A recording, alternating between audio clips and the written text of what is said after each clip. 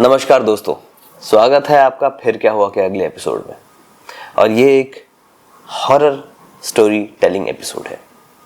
ये कहानी थोड़ा दूर से आई है, उत्तराखंड से, जहाँ से मैं बिलोंग करता हूँ।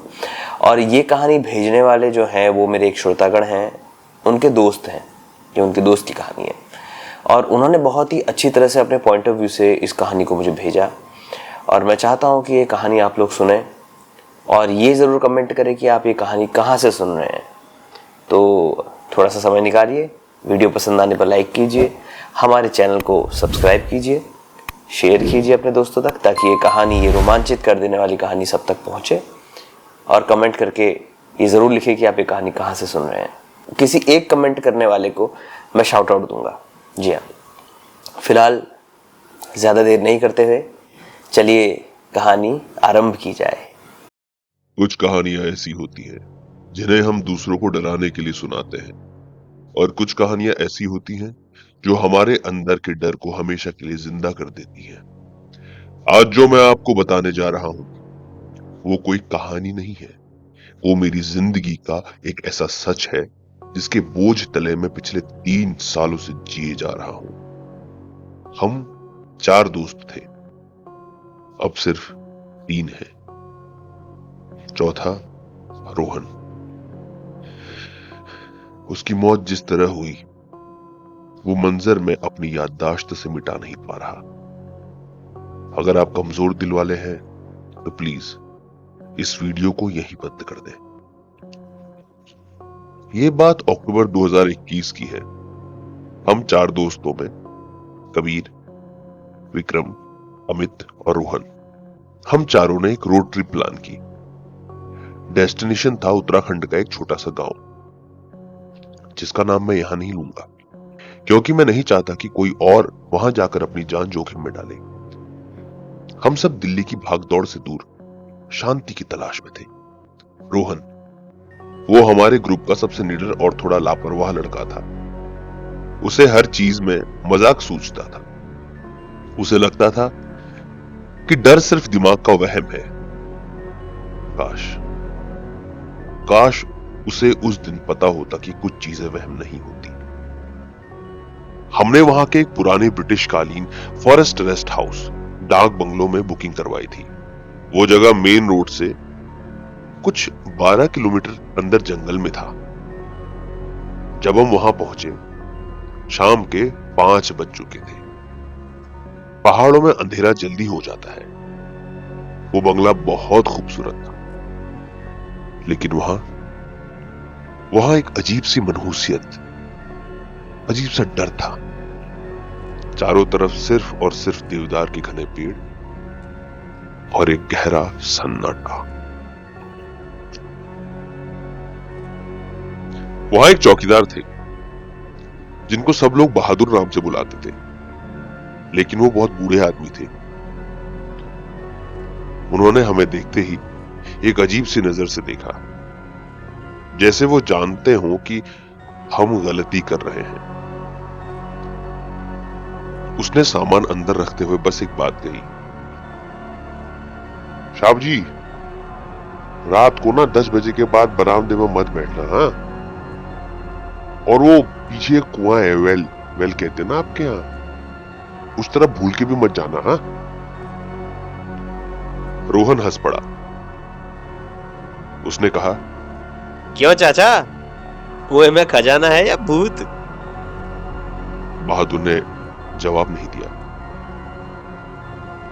बस अपनी गहरी आंखों से रोहन को देखा और वहां से चला गया। रात के 9 बज रहे थे।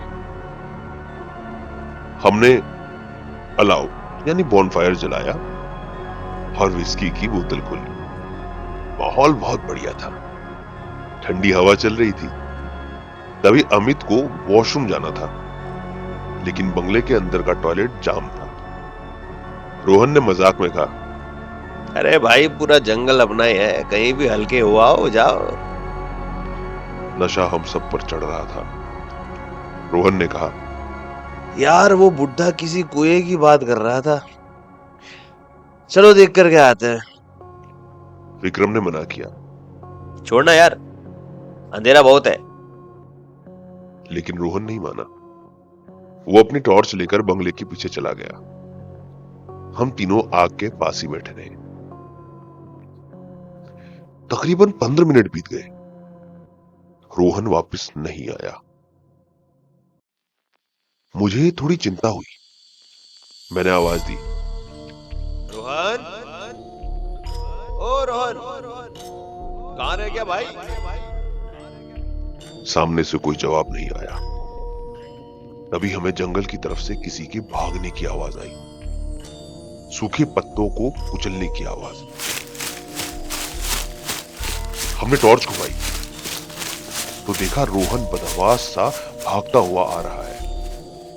उसका चेहरा पीला पड़ा हुआ था, पसीने से लथपथ। वो आकर सीधा आग के पास गिर गया। हमने उसे उठाया और मैंने पूछा, भाई क्या हो गया? तू ठीक है? रोहन ने कुछ देर सांस ली, फिर एक अजीब सी हंसी हंसने लगा। उसने कहा, कुछ नहीं यार, मैं बस पैर फिसल गया था और मैं उस कुएं में वो बुड्ढे को डराने के लिए एक बड़ा पत्थर फेंक दिया और मैंने वहीं पेशाब कर दी। हम सब सन्न रह गए थे। विक्रम चिल्लाया, पागल है क्या? उस आदमी ने मना किया था ना यार। रोहन हंसने लगा। अबे कुछ नहीं होता है, सब अंधविश्वास है, तू भी ना यार। लेकिन हमें नहीं पता था कि रोहन ने सिर्फ नियम नहीं तोड़ा था, उसने किसी सोई हुई चीज को जगा दिया। रात के 11:30 बजे हम सब अपने कमरे में सोने की तैयारी कर रहे थे। बंगले में 2 बड़े कमरे थे। एक में मैं और अमित थे, दूसरे में विक्रम और रोहित। अचानक से विक्रम हमारे कमरे में दौड़ता हुआ आया और वो कांप रहा था और बोला, कबीर जल्दी चल यार, रोहन को कुछ हो गया है भाई। हम भाग करके उसके कमरे में गए। जो मैंने देखा वो देख करके मेरे रोंगटे खड़े हो गए। रोहन बिस्तर पर बैठा था, लेकिन वो बैठा नहीं था। वो एक जानवर की तरह घुटनों के बल था। उसका पूरा शरीर कांप रहा था। कमरे का तापमान अचानक से बहुत गिर गया था। इतनी ठंड थी कि हमारे मुंह से भाप निकल रही थी। सबसे भयानक थी वो बदबू। उस कमरे में सड़े हुए मांस की बदबू आ रही थी। कुछ सल्फर जैसी बदबू आ रही थी। मैंने हिम्मत करके आवाज दी, रोहन। रोहन ने धीरे से अपना सर उठाया। उसकी आंखें, भगवान कसम उसकी आंखें इंसानों वाली नहीं थी। उसकी पुतलियां पूरी तरह से काली हो चुकी थी और आंखों के कोने से खून जैसा कोई गाढ़ा लिक्विड बह रहा था। ऐसा लग रहा था आंसू की जगह खून बह रहा है। उसने मेरी तरफ देखा और एक ऐसी आवाज में बोला जो उसकी नहीं थी। वो आवाज बहुत भारी थी और खुरदुरी थी, जैसे 2 पत्थर आपस में रगड़ रहे हों।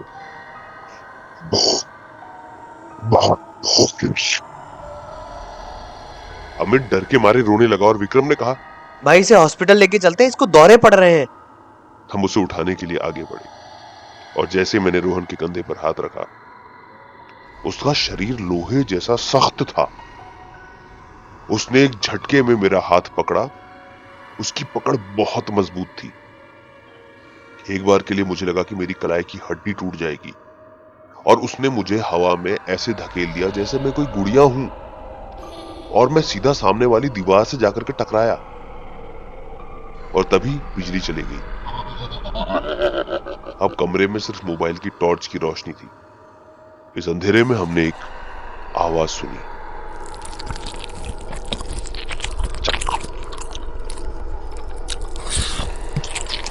जैसे कोई जानवर खाना खा रहा हो। अमित ने कांपते हुए हाथों से टॉर्च रोहन पर मारी। रोहन अपने ही हाथ को, जी हां, वो अपने ही बाएं हाथ के मांस को दांतों से नोच रहा था और खून की धार उसके मुंह से बह रही थी और वो मजे ले लेकर के चबा रहा था। वो पिशाच की तरह व्यवहार कर रहा था। वो खुद को ही खा रहा था। ये देख करके हम तीनों चिल्लाने लगे। हम वहां से भागना चाहते थे लेकिन दरवाजा बाहर से बंद हो गया था या शायद जाम हो गया था। हम तीनों दरवाजे को पीटने लगे। हम बोलने लगे, बहादुर काका दरवाजा खोलो।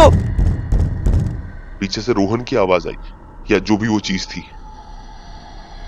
कोई नहीं जाएगा वरना कोई आएगा, आज दावत है। रोहन अब बिस्तर से उतर चुका था। वो सीधे खड़ा नहीं था, उसका शरीर अजीब तरह मुड़ा हुआ था। उसकी रीढ़ की हड्डी से कट टूटने की आवाजें आ रही थी। वो हमारी तरफ बढ़ा। विक्रम ने पास ही पड़ा एक लैंप उठाया और रोहन की तरफ फेंका। और यू वॉन्ट बिलीव, रोहन ने उसे हवा में ही कैच कर लिया। फिर उसने छलांग लगाई। एक इंसान इतनी लंबी छलांग लगा ही नहीं सकता।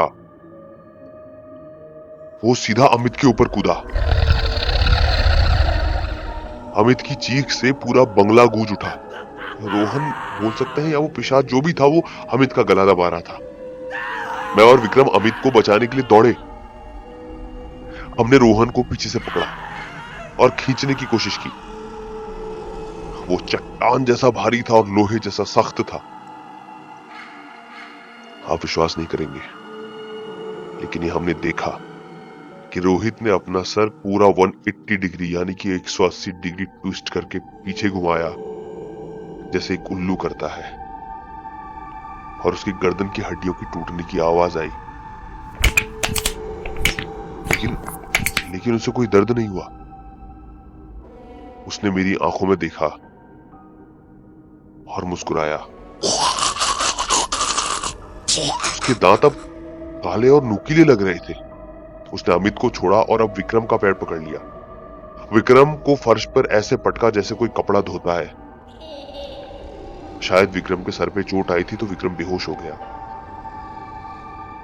अब बचा था मैं सच बताऊं, मेरी हिम्मत नहीं हुई।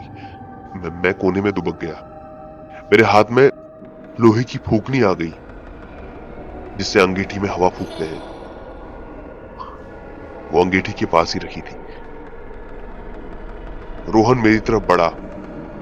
वो लंगड़ा कर चल रहा था क्योंकि शायद उसका एक पैर टूट चुका था, लेकिन उसकी रफ्तार कम नहीं हुई।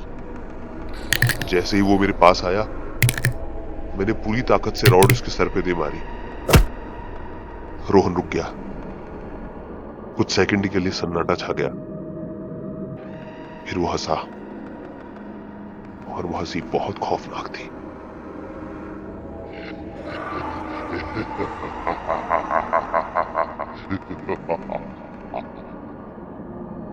और उसने कहा, शरीर तो वैसे भी सड़ना है, तुम सब भी मेरे साथ चलोगे? अचानक बाहर के दरवाजा जोर से खुला। वहां बहादुर काका खड़े थे। उनके हाथ में एक जलती हुई मशाल थी और पता नहीं कुछ जंगल की जड़ी बूटियां थी या कुछ पत्ते थे। अंधेरे में कुछ साफ साफ दिख नहीं रहा था। बहादुर काका ने उन पत्तों को जलाया और रोहन के ऊपर फेंक दिया। आग लगते ही वो चीज या रोहन पूरी तरह से चीखने लगा, मगर उसके अंदर से दो तरह की आवाज आ रही थी। वो आवाज किसी इंसान की नहीं थी और वो किसी जानवर की भी आवाज नहीं थी। ऐसा लग रहा था कुछ मिली जुली आवाज है।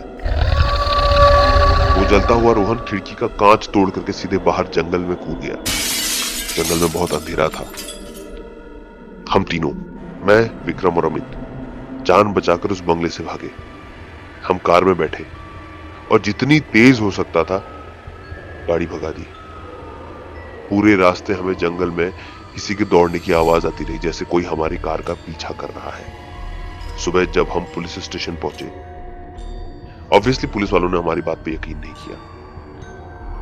उन्हें लगा कि हमने कोई नशा किया था और रोहन को मार दिया। सर्च ऑपरेशन हुआ।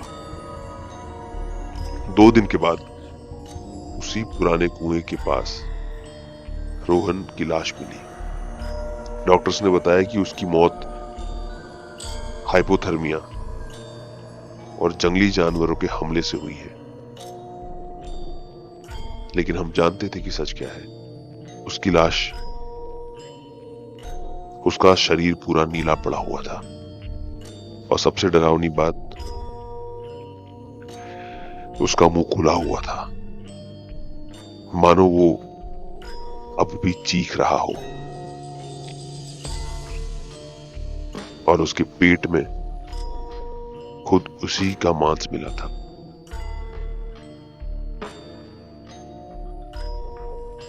आज भी जब मैं अंधेरे कमरे में सोता हूं, पता नहीं क्यों मुझे वो सड़े हुए मांस की बदबू आती है। विक्रम, जो हमारा दूसरा दोस्त था, वो पागल खाने में है। शायद वो ये सदमा बर्दाश्त नहीं कर पाया। अमित ने बोलना छोड़ दिया है और मैं बस अब किसी से ज्यादा बात नहीं करता। मैं बस आप लोगों को सलाह दूंगा, अगर आप किसी भी अनजान जगह जाएं, वहां की मान्यताओं का मजाक मत उड़ाना। अगर कोई कहे उस रास्ते पे मत जाना या ये चीज मत करना, तो प्लीज वो चीजें मत करना, क्योंकि कुछ दरवाजे बंद ही रहे तो अच्छा होता है। आई होप आप लोगों को ये कहानी बहुत पसंद आई होगी। जब मैंने कहानी पढ़ी थी, मैं खुद हैरत में पड़ गया था कि वो बेचारा जो लड़का था रोहन, उसके साथ कितना बुरा हुआ। इसीलिए कहा जाता है कि आप यदि किसी जगह में जाते हैं और वहाँ की मान्यताओं को आप नज़रअंदाज करते हैं, तो इस तरह की घटनाएं भी हो सकती हैं। तो कहीं भी जाएं तो जो वहाँ की लोकल मान्यताएं होती हैं उनका रिस्पेक्ट कीजिए। गांव वाले जो मना करते हैं करने के लिए, वो सब मत कीजिए। और कुछ चीज़ें हमारे साइंस, विज्ञान, इस सब के परे होती हैं, उनको उनकी जगह रहने दीजिए। और आपके पास भी यदि कोई कहानी है तो प्लीज़ शेयर कीजिए, नंबर नीचे लिखा हुआ है। तब तक के लिए मैं अभी अलविदा करता हूँ। मेरी अगली कहानी होगी क्राइम एपिसोड, और वो जो क्राइम स्टोरी रहेगी वो हमारे भारत से ही है। वीडियो पसंद आने पे इसे लाइक कीजिए। आपको स्टोरी कैसी लगी ज़रूर बताइए। आपके पास कोई तजुर्बा है तो मुझे भेजिए। हमारे पॉडकास्ट का हिस्सा बनना चाहते हैं तो मुझे इनविटेशन भेजिए, मुझे कमेंट में लिखिए।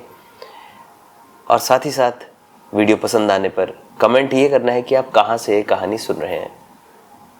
इसी के साथ मैं अलविदा करता हूँ। Thank you so much.